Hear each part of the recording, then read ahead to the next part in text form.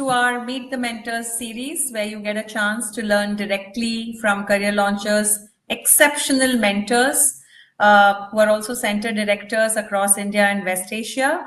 And in each of the episodes, the seasoned mentors will share valuable insights drawn from their own personal life experiences, revealing those little secrets and strategies and lessons that have helped countless of students succeed in exams like CUET, CLAT, CAT, and all these exams, And we'll also get into their personal lives. So this is also an opportunity to get to know them.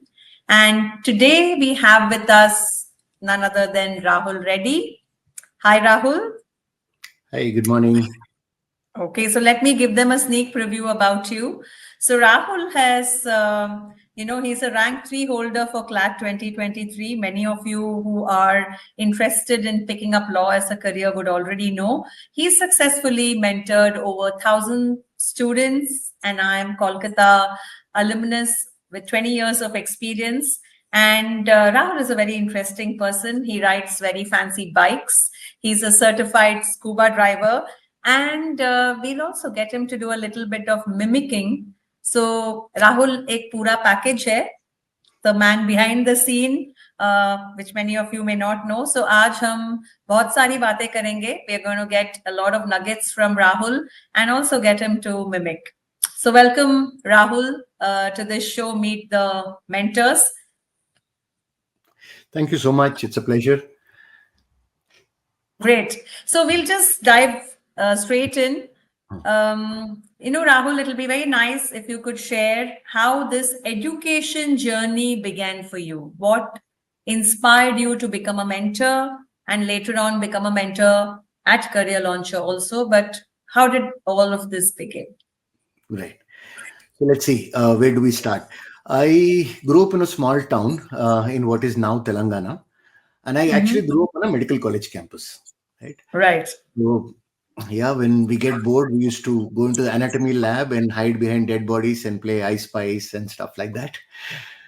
But the issue really is that all my friends typically were children of doctors or somebody connected to that profession.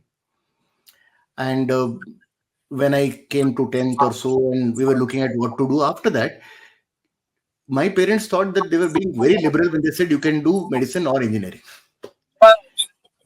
So it's not that there was no irony involved. It's just that they didn't think of anything else. So Rahul, in short, you could choose A or B. A or B. And we were better off than some of my friends who were told that, look, you can be any kind of doctor you want to be. So that was the thing. And so very little in terms of career advice, very little in terms of understanding what career choice leads to. So, 2 years later, you are asked to choose which branch of engineering. And we had no clue what those mean. I mean, right. I chose mechanical engineering because I thought it had something to do with bikes and cars.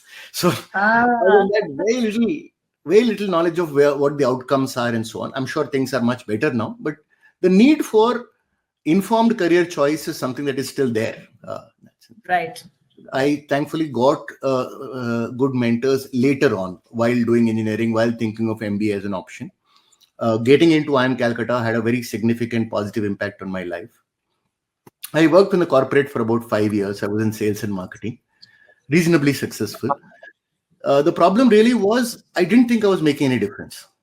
Right. You want to make a difference to people's life. Your work has meaning. You put in a lot of work. It needs to have some meaning. And somehow selling cosmetics or color televisions was not cutting it. I mean, what really is the difference between one brand of TV and other? I mean, convincing people to buy your brand over another, how much of a difference does it make to society or people? It didn't make much of a difference. But I didn't take it lightly. I spent a year as a part-time faculty just to see whether it'll actually work for me, because it was a big decision to move away from the corporate side. And I was happy, and a lot of guidance there very clearly told that, look, these are the possible downsides, and go ahead only if you want to do. But I don't think I have any regrets of that decision moving into education. And that's the story. Very nice. I'm seeking some inspiration Of course, for myself, in all these conversations, I do that regularly. But to students, what strikes me is do what you like.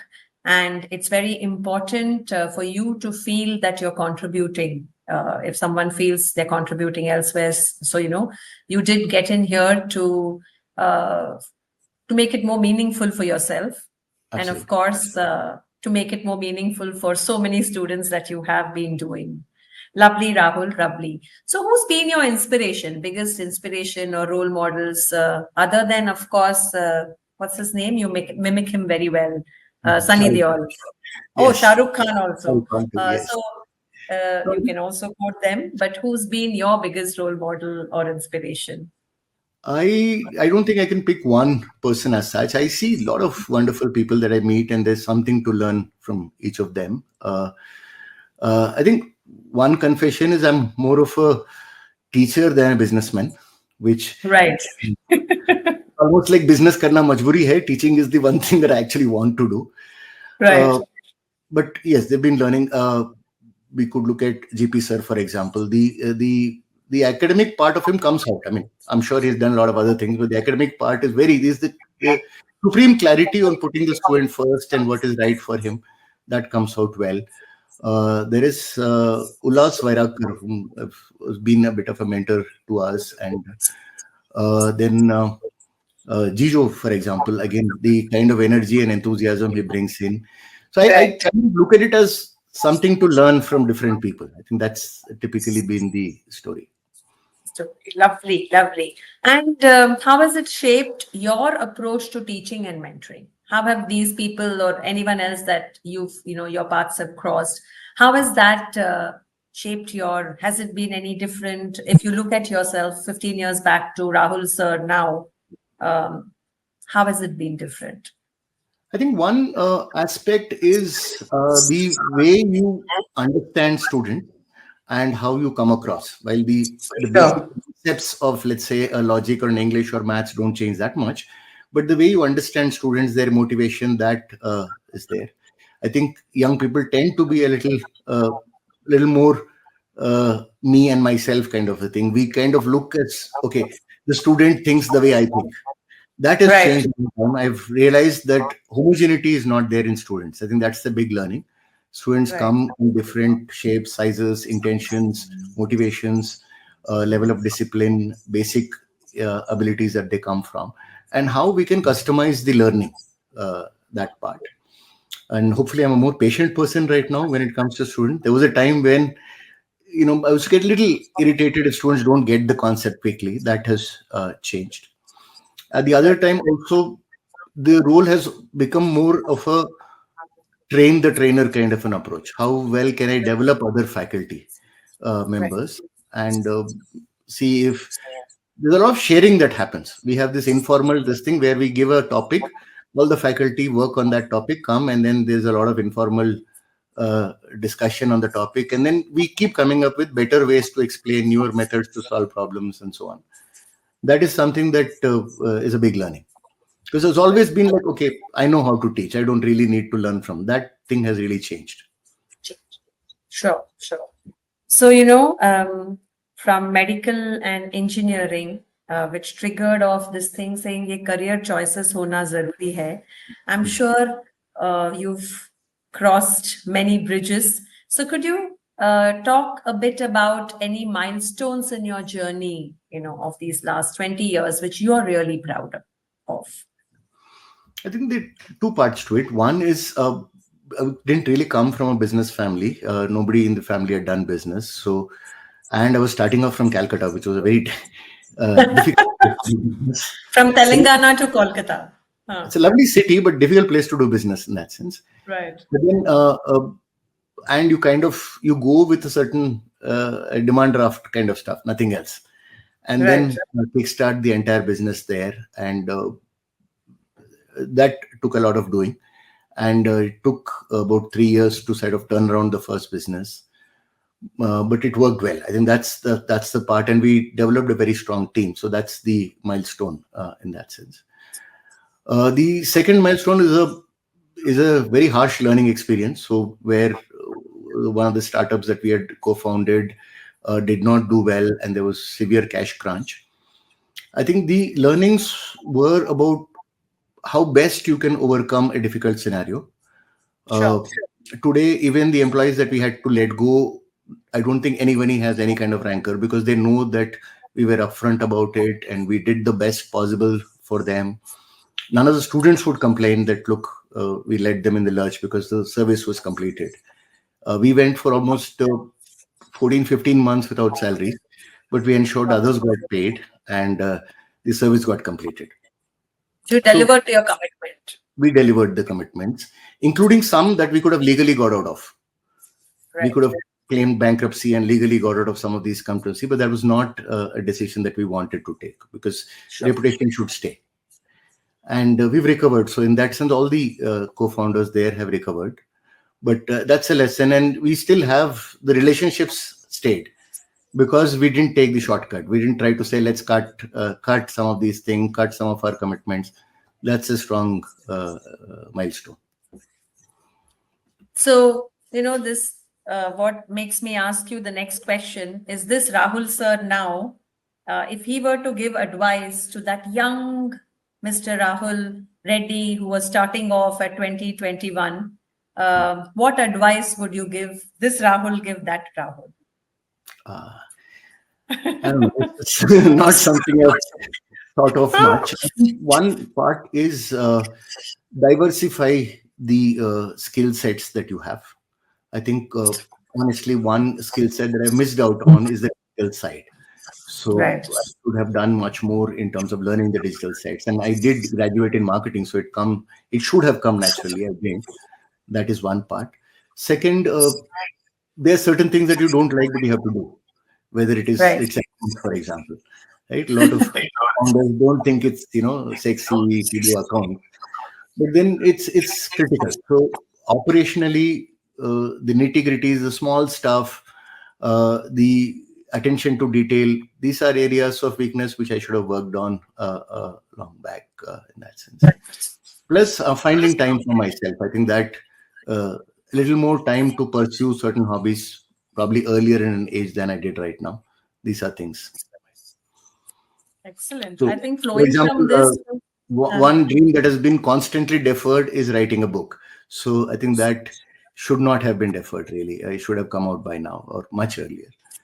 But here, life is still young, so we'll yeah, find time for it. maybe today you start writing. Who knows? Yeah. True. Uh, yeah, jo kal kare so aaj kar. And I was hoping to hear maybe acting in a movie is something which is waiting to happen. I know I Waiting don't think so, but behind the scenes, yes, I would love behind to the have scenes, a screenplay or a script kind of a thing. dialogue So delivery. probably, screenplay, dialogues, etc., but not actually in front of the camera. Probably more behind the Sure, camera. sure. So very beautifully said, Rahul, because when we look back, I think there are often times where we feel these are the things, if it hadn't happened, it would have been good. But the more beautiful way of looking back is to say, what could I have equipped myself with so I would be in a better place and no regrets? And very, very beautifully put. I think coming from there, it is only apt that you tell the students what are the key qualities you believe are essential to the student to succeed first in the competitive exam and of course in life. What are the key qualities they should have or imbibe? Okay, let's put it this way. I think one, uh, when we did this exercise when we were doing one of our startups, and we wanted to identify and come up with a nice acronym as to what are the things that people need to succeed. We came up with something called ASK, which is attitude, Ask. skill, knowledge, in that, specifically in that order. And we've actually told people that when corporates recruit, it is in that order that they're looking at, because knowledge is the easiest thing that corporates anyway train for, but the attitude is something they can't change, and skills take more time to develop, right? So that's the first part. If you look at attitude, to simplify, I would say you start with a learning mindset, a growth mindset, as some people call it. There are so many people who come and say, I'm not good at this, ye mujhse nahi hoga. And that is how do I say, it's an acceptance that there are limits. Right. It could be as simple as maths नहीं होता है मुझसे, नहीं होता है, नहीं है, नहीं, as of now you are not good at maths, that's acceptable. To say that I cannot is you're putting artificial limits on yourself. Yeah, So that, giving up before you get started. and you don't actually put in effort because that mindset doesn't allow you to, you're setting yourself limits ki, this is not something that I do, right? Sure. So that is one part. And somebody put it beautifully, it says everything is figure outable. So Correct. once you're clear that you have a learning mindset that I can learn anything that I want to, then it's a question of how much time will it take, where are the resources, and am I willing to put in that effort? Beautiful. So I think that's a very big part to do it. And the second, of course, is a very strong believer in the process part. To some extent, where I'm actually probably downplay the goals and put up the process more. It's a philosophy that, look, goals are not completely in your control in terms of results. Yes, your effort plays a role, but there are external factors. The process wise, you are a lot more in control. You're a lot more in control of what you do. So if you get the process right, then the results will follow.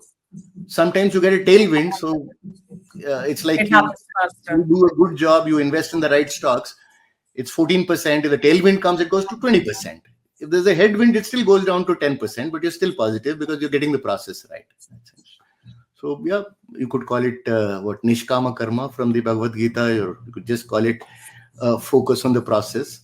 Because sometimes this is also a little worry about the young people and their impatience, where every time they're looking at the results, when will the results come, when will the results come? I think sometimes it's time to say, okay, put the results a little on the side and focus on the process. Right. Beautiful. So I think, Rahul, you've, this ASK is the KSA model, which we very frequently use, and it is useful even for us as mentors. It's useful for students as they are getting mentored or wading through their life. So very beautifully put, and you preempted my next question in terms of the mindset. I think to have a positive and growth mindset is the best thing to do.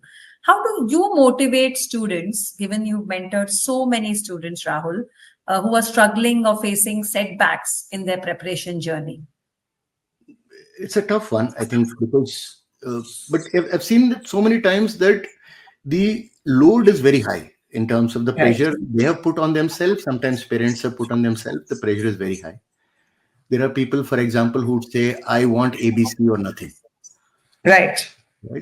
So it has to be very gentle, where you have to bring them down and say, look, getting into IIM Ahmedabad, Bangalore, Calcutta is a part of your final goal. The final goal is to be successful as a person or to have a good career. Now, if you do it through MDI or SPJN, it's not a problem. So this thing that don't look at this intermediary as your end goal. Right. And then have to accept that chance will play a certain role. That's another thing very difficult for young people to look at. Look, if I do all that is correct, then the result has to come. There's no has to about it. There could be a possibility you do your best and it's not enough. So that acceptance is a difficult part that we look at. And it's an ongoing process. We keep talking to people. We try to get them down to always trying to say, okay, what will you do today? What will you do this week? Let's not worry about in November or December. So that's the part that we do. So nice. So break it into smaller, doable, achievable, measurable milestones rather than just focus on top of the mountain. And focus on what is your controllables rather than what you think you can influence. So very, very beautifully said, Rahul. And where do they go wrong mostly? So where do you see these students make mistake? And how could they avoid them? I think multiple areas. One area, for example, is the very basic human thing of seeking pleasure and avoiding pain. So what happens is, if a particular subject is painful, then that's the one that they avoid. Right. I remember the first time I prepared for CAT, it was through things that people today won't recognize, called correspondence courses, where material used to come in packets and all that. Yeah. So the day after I wrote CAT, I saw that there was entire packet of one particular subject which is unopened. No. So very clearly, I had avoided that because it was, painful to me. Right. So it Right. happens to everyone that people tend to avoid. So you like English and logical reasoning, you keep doing more of that. You don't like Right. GK, you do less of that, and then it becomes, and the problem keeps multiplying. Right. That's one basic area where people go wrong. The second area that they look at is without changing the approach. They want to give more tests, more marks, more tests, more marks, and somehow accept that things will change. Right. Not enough analysis, not enough changing in the input for the output to change. That's the second part. Third is there's something called a rhythm, which is again very tough thing to explain to students, but we're trying. Is when you are in rhythm, what people sometimes call a zone in sports, right? When you're in the zone, everything goes right. So, like if I'm playing badminton, I recognize that I'm in a zone at a certain time where just about every shot goes about flawlessly, and there are certain days where it doesn't work. So, how Right. do you try and maximize the chance of getting into a zone? Right. A lot of it, for example, is where you don't appear to be rushing. When you're a Right. zone, you are going fast, but you never appear to be in a rush. Right. That is a sense that I want people to have during their mocks and eventually in the write of the exam tips. So वो basically flow में निकल जाता है तो वो flow में घुसने की कोशिश करना. So, हाँ? and Very get it beautiful. right first time. You try to go faster than your comfort zone, you will make mistakes, then you will come back, you'll scratch out stuff, and eventually actually take more time. Right. So there's Right. this Latin phrase that I keep telling students, festina lente. I don't know if pronouncing it right. It means make haste slowly. Make hay slowly. Haste. Make Make haste haste slowly. slowly. So Slowly. it Very talks about good. a certain rhythm with which you do things. And Yeah. yeah, And all makes great sense. sportsmen have it. All Get great into the zone. sportsmen. Huh. So if Right. you see Right. Federer, he never appears to be in a rush. He's Right. always there where the ball is, but he doesn't appear to be in a rush. Uh, so That's called practiced haste. Huh? yes. Or what do you say? Carefully careless. Hmm. Yeah, but very beautiful. And I think you're able to say all of this also, Rahul, because of your exposure, and you touched upon skills. You said, if I could go back 20 years, I would have broadened my awareness. You touched upon digital. But I think you're a man of many talents and many skills, and it's very important.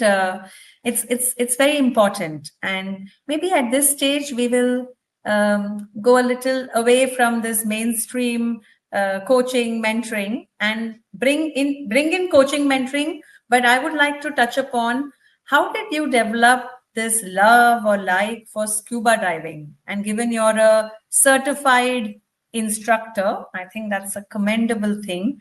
How did you develop a liking for it, or how did you go that way? No, in fact, it's been there in the a lot of things are there on the bucket list which have been kept being postponed for some reason or the other. Of Right. course, part of it is work, part of it is family. So when you go with a family road trip, you don't want to leave them and then do something on your own. Sure. But I think I was encouraged by my wife that look, it's time. Don't use the family as an excuse. I'm giving permission. Go and do it. That is one part. Now, why I like it, I think I've generally been a person who kind of likes spaces, who likes silences, who has no problem being alone for reasonable period of time. So, like for example, Ladakh, which I went recently, I like Ladakh. I've been there thrice because it's more about space. I'm more at peace in Ladakh than, let's say, in the middle of Delhi in that sense. So, Sure. space wise. So, the ocean is a place where there's absolute calm. You don't hear anything. I mean, you barely hear a bit of the bubbles that you blow. Otherwise, you hear nothing. Second, you can't run. You can't rush. Movements have to be graceful. The only way you can move efficiently is by being graceful. Second, you adjust the buoyancy in your what is called as a BCD device, such that you float just above the surface. Right. The more skilled you are as scuba diver, the closer you can go to the surface and just float there. And Right. you move around, but maintain the same distance.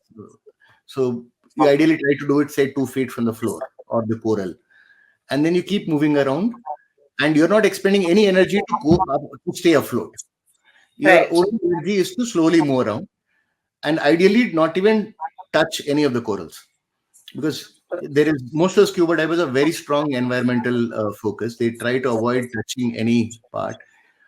In fact, even their sunscreen that they use is completely reef friendly, they call it. So that's very friendly.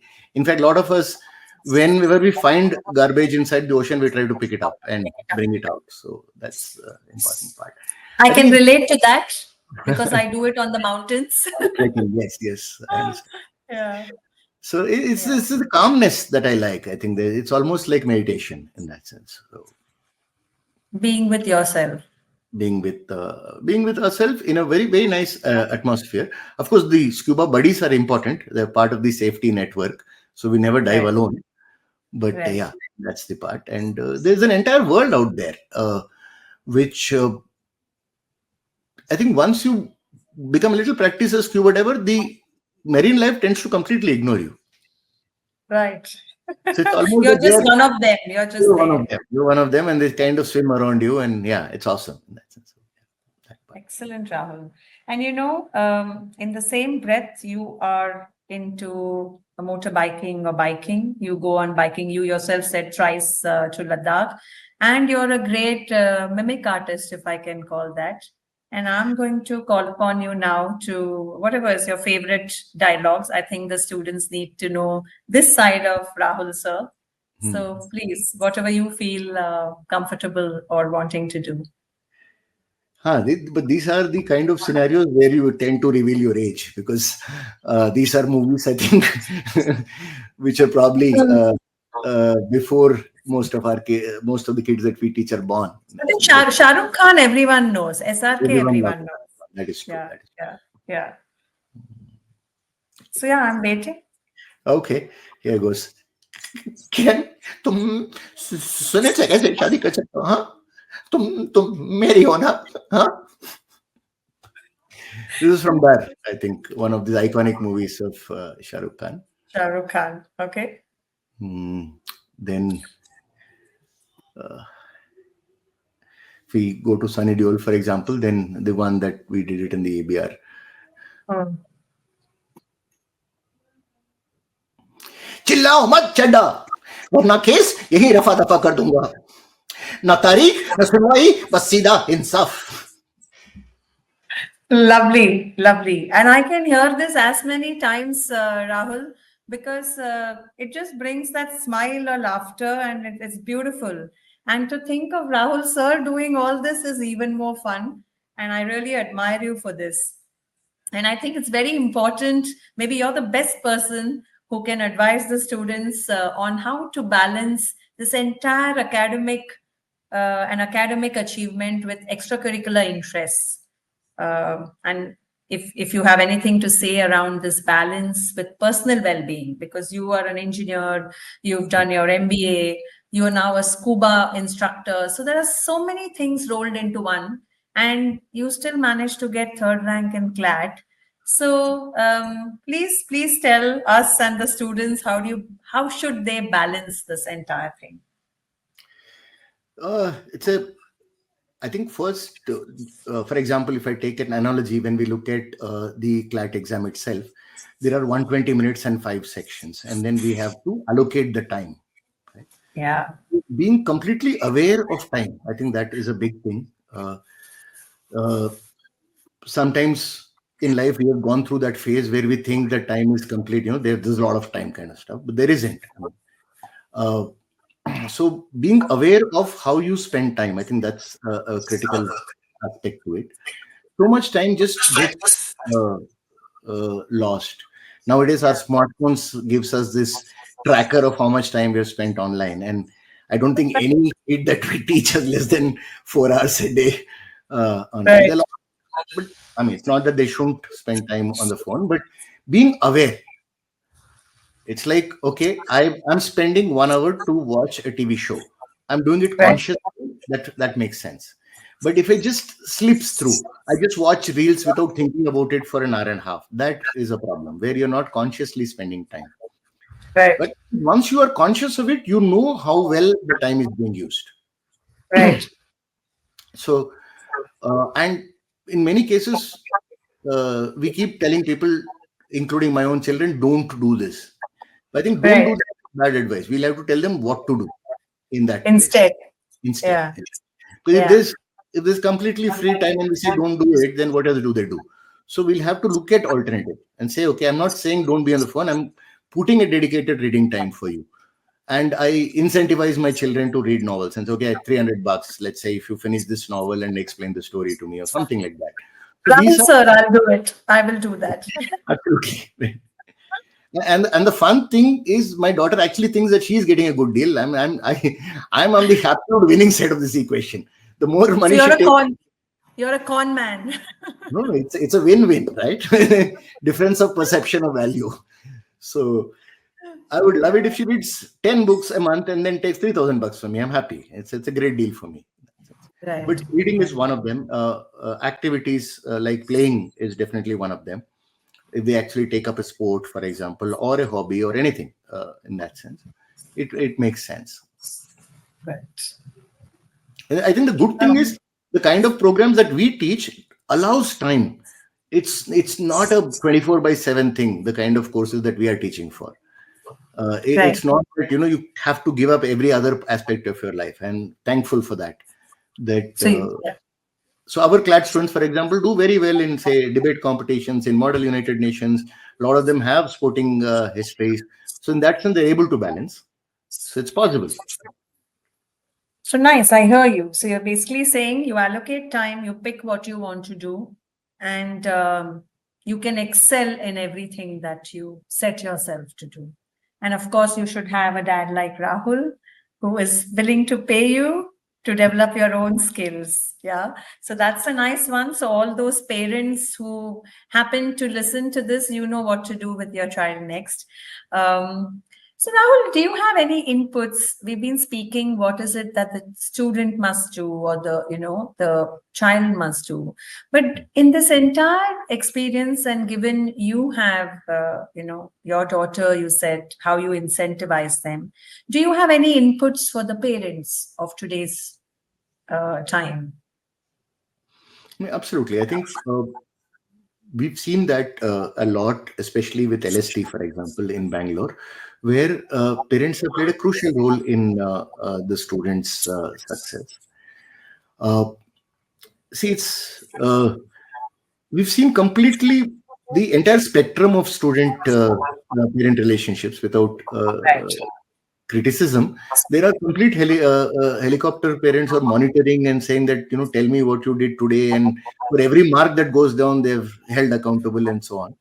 And they're complete people, look, I don't know, I enrolled it with you, it's your job, and I've left them alone kind of stuff. So that part is an issue.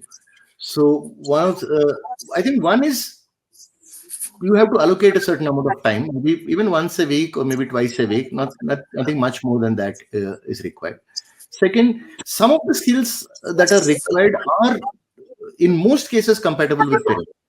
It could be one area that you will help out in GK or in English or anything like that. The third, of course, is uh, listening to the children a little bit, because a lot of uh, confrontationalist approach happens. I've seen parents in front of me or other teachers tell that my son, my daughter doesn't waste time and like all day and she never studies and all that. This is the kind of impact it has on children is very high. I think we have to be much more careful about how we give criticism and a little more balanced about our expectations, and listen a little bit, and also be very specific. That, look, let's talk about a timetable. How much time will you spend?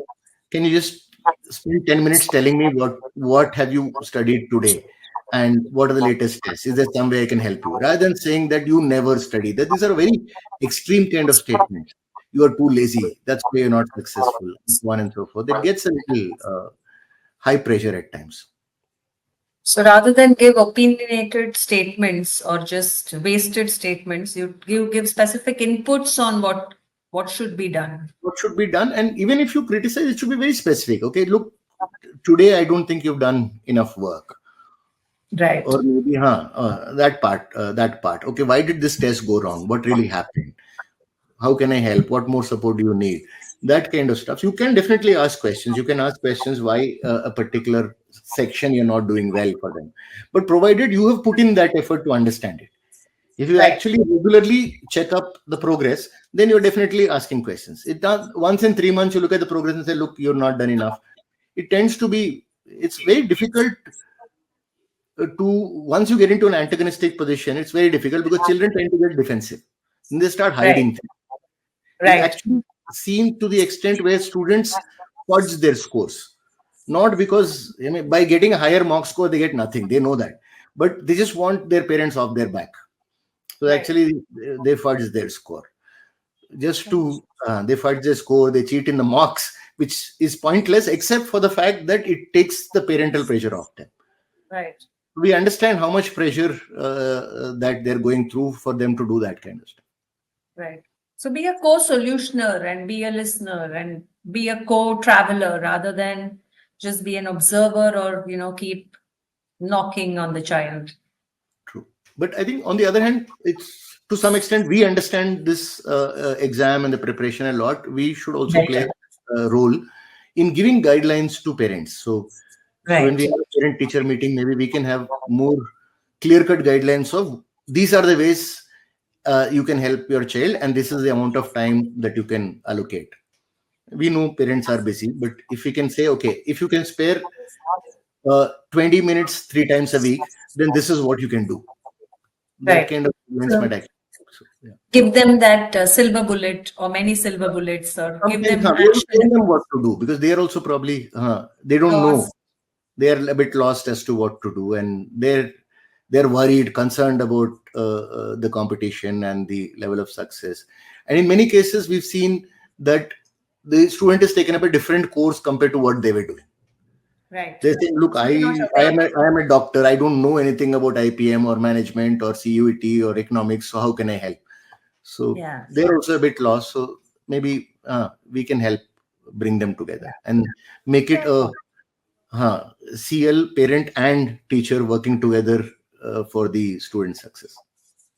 Absolutely. And I think in today's fast-paced life, Rahul, everyone wants a quick fix. Everyone wants a silver bullet. Everyone wants a supplement. So vitamin B, vitamin D, everything is a supplement. So why not a supplement for this if it is going to make things better for the student and the parent and all of us as mentors also. I think a very valid point. And how do you motivate these students who are struggling or facing setbacks? How do you, as Rahul, the mentor, Rahul sir, motivate the students? I think one lesson I've learned a bit late, but is talk a little less when student is facing trouble and listen more. Sometimes they analyze their own issues and come up with their own solutions. I think that one part is you encourage them and say, okay, this is the last four things. What do you think is happening? The set of questions we keep asking. How do you're getting poor marks in logic? Why? What do you think is the reason? What is going on in your mind when you're writing the logical section of this particular exam? That kind of stuff. Then when you mark this as an answer, what do you think is happening to you? We look at other small bits of it. It's a bit like a detective that we are trying. So we tell them, okay, we look at their question paper and say, okay, how much underlining have you done? How much rough work have you done? That also gives you clues. A lot of rough work done, cut, redo. That shows that they were probably, or too much rough work shows that they're not getting the right methods of doing this thing. Too much underlining of the passage probably shows that they've not got the highlights part. Gist of it. They've like rather than highlighting the important point, they've highlighted the entire passage, which is counterproductive. So a lot of these small things that we look at. The third also is probably to it's a bit of perspective that we can give, having spent a long time in education, is that no one exam decides your life. You Right. get multiple chances to be successful. So you could be from a tier 2 MBA college, for example, and a topper there. And you're probably as good as a mid ranker in IMB, Right. probably better than a lowest ranker in IMB. And you get multiple chances. So that also reduces the pressure a little bit. That Right. you will get multiple battles to fight. This is one of them, important one, but it's not the only one. And Right. it doesn't signify that you are a failure if you miss a particular NLU or an IIM or so on, types and all that. And there are other ways to keep succeeding. Excellent. And I'm sure you drive a lot of values in the way in which you, approach that student. Uh, but if you were to tell a student what are the value system or what are the values they need to imbibe so that their learning, their education journey as of now, and as they go ahead, I'm sure it's their professional journey, even their personal journey, can become more enjoyable as well as easier than otherwise. So, what are those values you would like to give as inputs to the students for them to imbibe? Right. A few things that do come up part of our discussions. I think one is open-mindedness, which is exceedingly important nowadays. I think we are living in a world where so many people are so certain about everything. Everybody is certain, right? They know So everything. they know everything and they have an opinion about it. And so yeah, our neighbor knows everything about what Israel should do and what Palestine should do and who is right, Right. despite never being there. So I Right. think it's okay to say I don't know or I have limited information. Right. So I think that part is important because uh, so to deliberately seek out conflicting information, Right. because at 7 8 and all, textbook give you one line of what is right, but then as people grow older they see that there are multiple perspectives. Right. So there are different perspectives on the same issue. It's time to read multiple perspectives and then try to synthesize and find your answer part. That's it. That's But that requires a little bit of holding back of the judgment part and labeling people and say, okay, I think what is common now is that, okay, you are a leftist and you are a Sanghi and that kind of stuff. I think it's especially important for younger people not to get ideologically bound so quickly, and then are being more open to look at multiple ideas and viewpoints. We are facing a complex society with complex so complex problems require complex solutions, and right. solutions will be multidisciplinary, so we'll have to learn perspectives. That is one. I think the second part is being people positive. So this is basically, we're saying unless I have evidence otherwise, the person I meet is a positive person, is a good person. My default setting is that the person I meet is a good person. So no Yeah. para or sema. It's, unless I have proof that this person is actually causing harm to me or others, Yeah. I start with Yeah. the assumption that the person is positive, and that makes Hmm. a bit of it's a big deal in how you progress with life. Yeah, I agree. From 100, you can come down to maybe a 70, but from zero, you will never rise up to a 70. And if you have conclusive proof, then you avoid the person. That's fine. But then you will see that there is rarely a evil person, or they might be, but we don't really come across them very often. Most people have a lot of good in them. It's about how well we perceive and see. So that's an important part for them to look at it. The third, I think, is a little bit of inside out thinking, which has come from various readings. To basically say that, look, what do I have to offer rather than what does the world owe me? Right. And what am I going to be really good at? Hmm. I'm excellent in A, B, C, or at least A and Right. B. Hmm. It's not about what I want. We'll come to what Hmm. I want later. Hmm. So it's about what are you really good at? Hmm. Hmm. Uh, because what happens in a lot of skill areas is you may not be, you may not enjoy doing something unless you're good at it, which is a very twisted thing, right? We are telling people do what you're good at, but they don't become good Hmm. at unless they do it They first. start doing it. They start Right. doing. So the Hmm. starting of any new skill is painful. Right.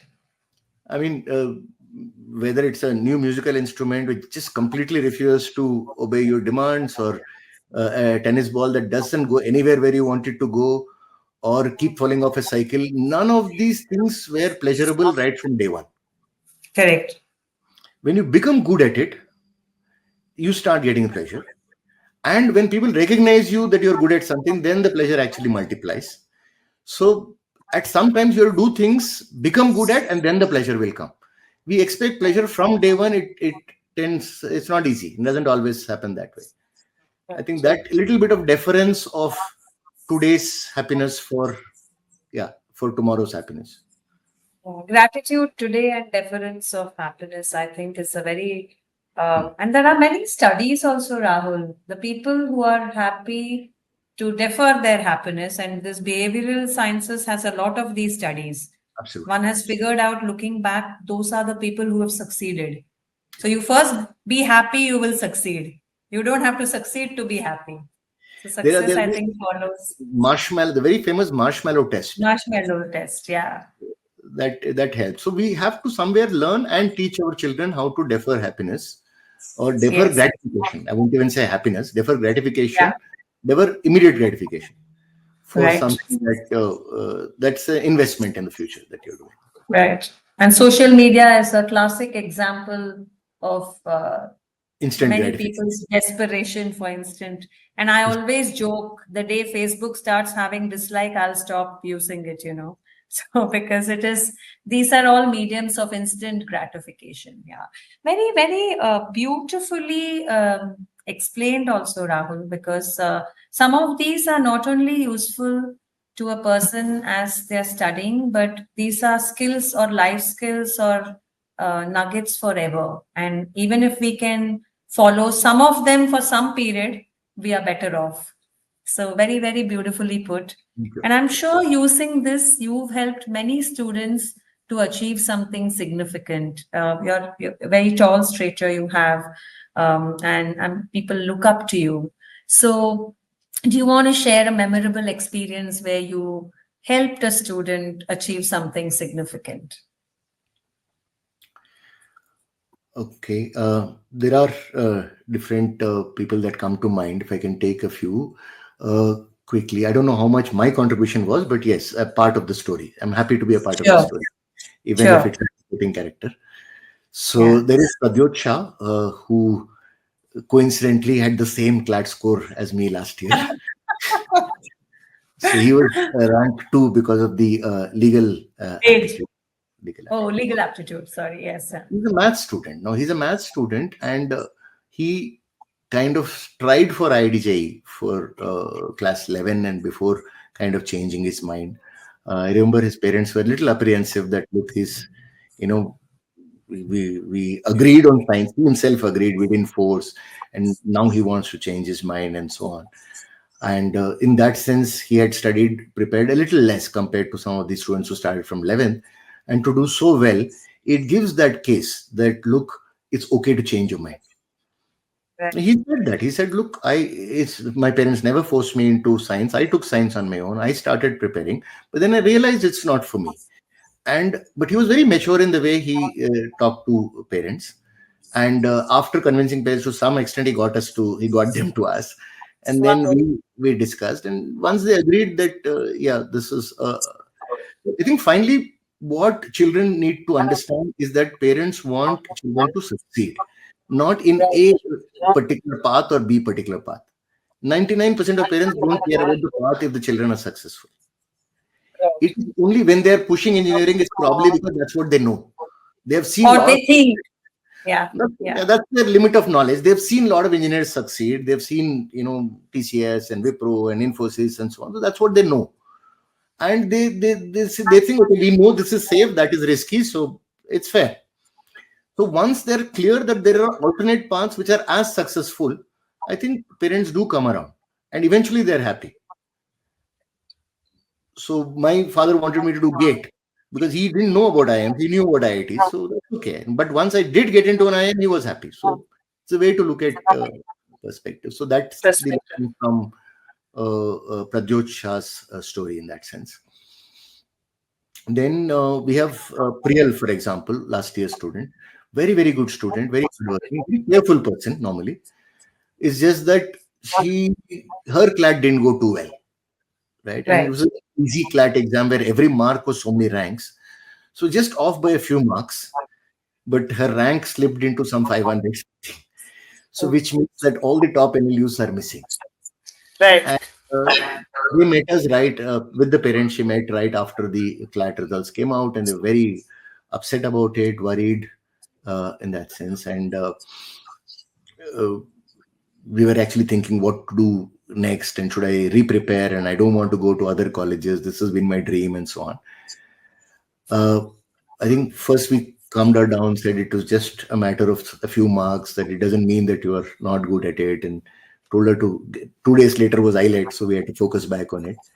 And I think it was Amitendra probably who shared the message that she got a national rank in IELTS. So she ended up with a national rank in IELTS, and has gone to NLU Delhi. So things do work out. That's another lesson that look, you could have an off day, and that's where the backups and backup plans and alternate aspects do come into play. So on another day, she could have probably made it to NLU Bangalore. Right. On that day, she made a few mistakes, or maybe something happened. She was a few marks off, but she's still a complete, hero in my book. So that's the way to look at it. Beautiful, or perhaps a bigger hero. There are always times that don't go in your favor. So, like you said, you focus on the controllables, and what you can't influence, you The leave out. result was just a couple of days before actually giving IELTS. So Right. she went into IELTS with this, load on her head that she had missed out on CLAT, and then she still did so well. I think that's beautiful. She emerged a winner. Beautiful. So now, since your engineering medical choice days to now so many choices, there's another big change which has happened in our world of education, in the world in general, and touched education also very deeply, other than finance, of course, which is technology. So how have you adopted to these changes in your teaching or teaching style? Right. So I think honest answer is not too well. I think 2 3 parts. I've obviously basics like taking online classes, etc. Using some of the tools that a Zoom or a WebEx does. I've learned that. Uh, but for example, the entire use of, let us say, social media for videos, etc., is something that I've not done well enough. And that's part one. AI, again, I've not probably spent enough time, though I have used AI to uh, make better solutions, help me design questions, uh, to try and break down certain problems. So these are certain areas where AI is helping. I have not used AI to completely frame questions yet, but given a passage, it helps me break down the passage, hints at what kind of answer choices can be made, what kind of explanation can be better. I keep asking AI to give me alternate explanation. So once I see 3 different alternate expression, then I say, okay, this one probably will go down better with this student. So these are areas that I have worked on. But yes, a lot more needs to be done. Yeah, but this is excellent. It saves you time, it gives you more options. Yeah, that's nice. No, So because let's students zoom out a are little. using it. Our students are Students are using using it. Absolutely, they are using AI already. Yes. it. Yeah, yeah.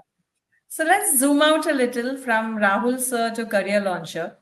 So, what do you believe sets career launcher apart from other educational institutions in terms of mentorship and support to the students? I think one is probably starts with the quality of people that are there. I think one of the things that we're probably going to meet, some of us are going to meet in Jaipur soon, and then almost everybody will meet in Calcutta after that.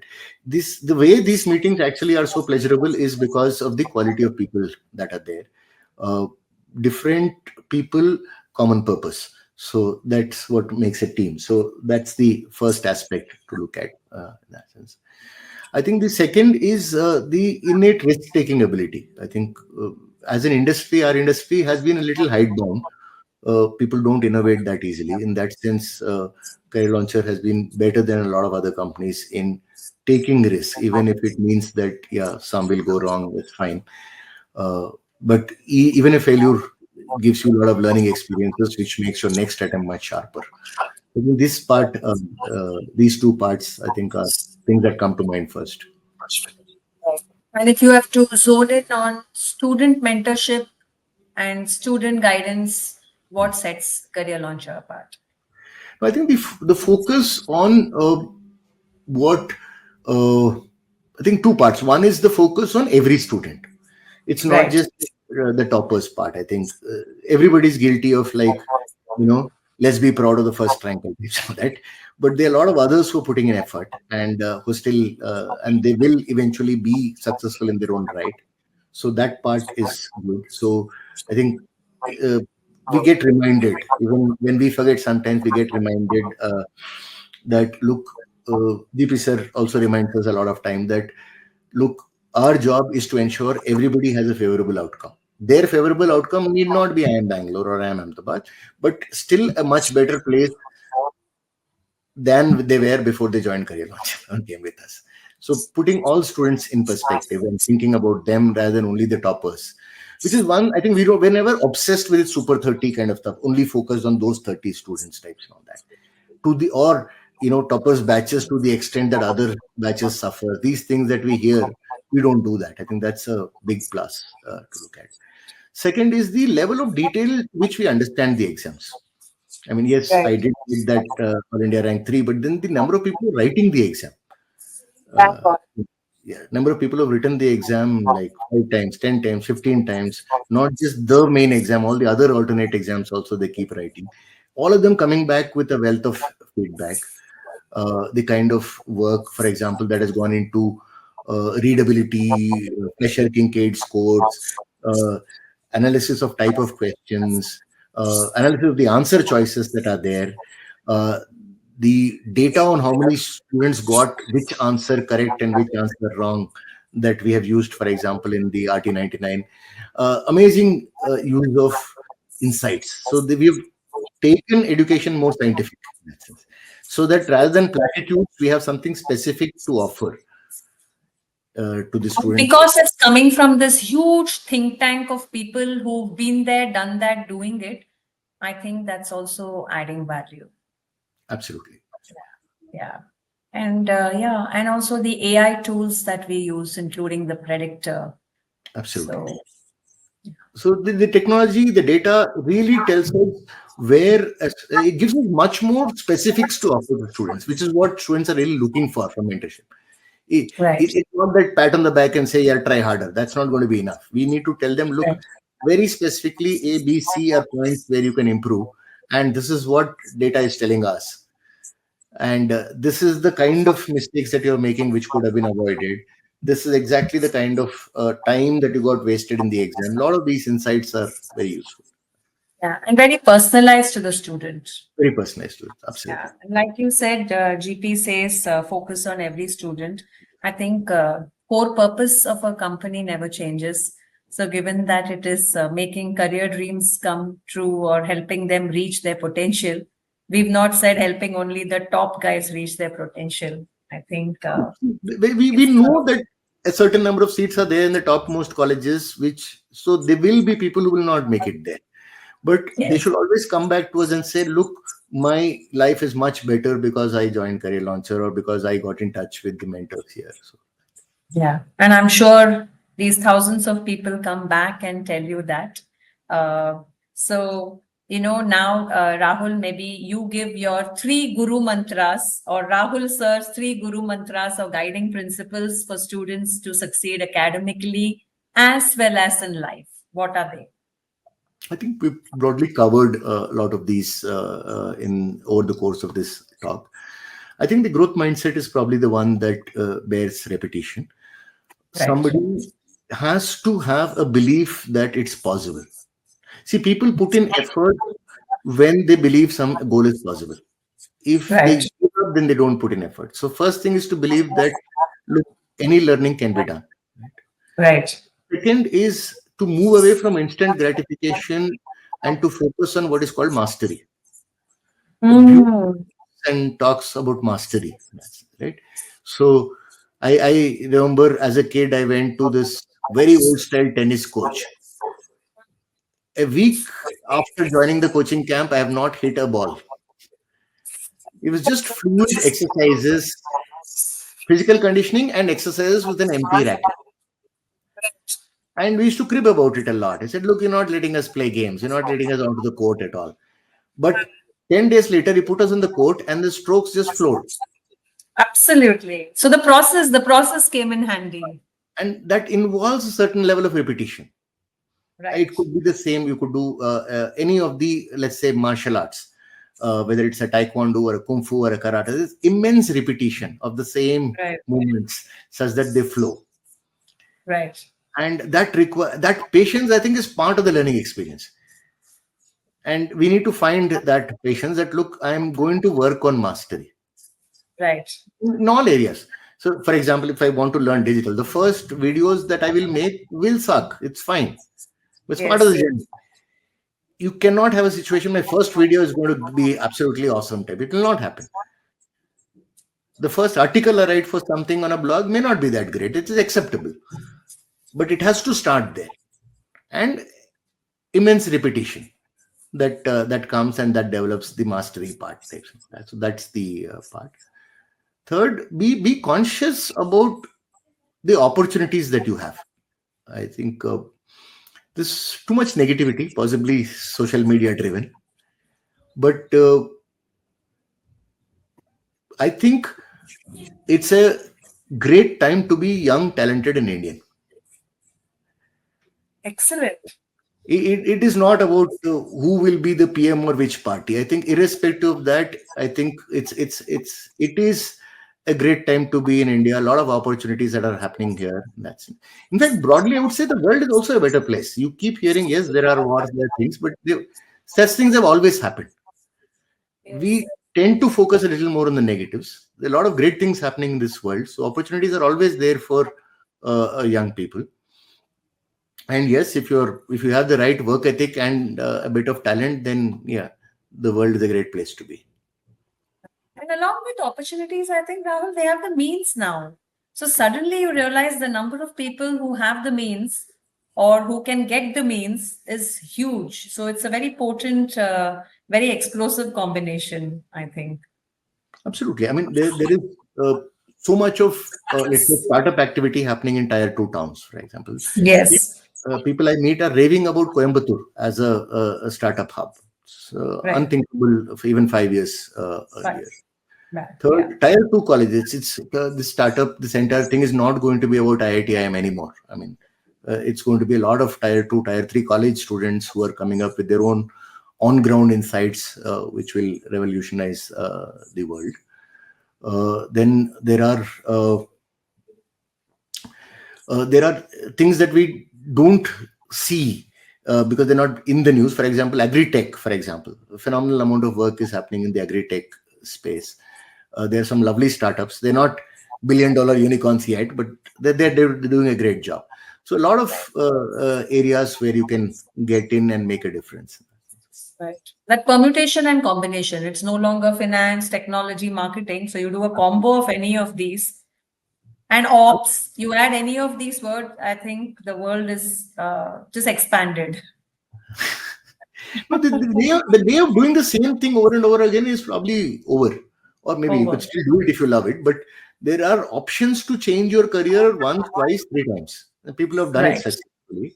Right. So in that sense, pick up skills and you will eventually find a dozen ways in which you can apply them. Really good skills can be applied in almost any field. True. So that was, I think, the most exciting hour or a little over an hour, Rahul, with you. And you keep rocking. And I think there's a lot of learnings one can take from you. Of course, listening to you now, many more students can benefit. So thank you so much. And we'll catch up soon. Thank you so much. And yes, I must say that a lot of learning that I've got from you. I think we've discussed it offline, but it bears mentioning because I didn't mention when we talked about inspirations. There's been a lot of learning in the conversations we've had over the last 3 to 4 years too. Right? And sure. Thank you, Rahul. All the best.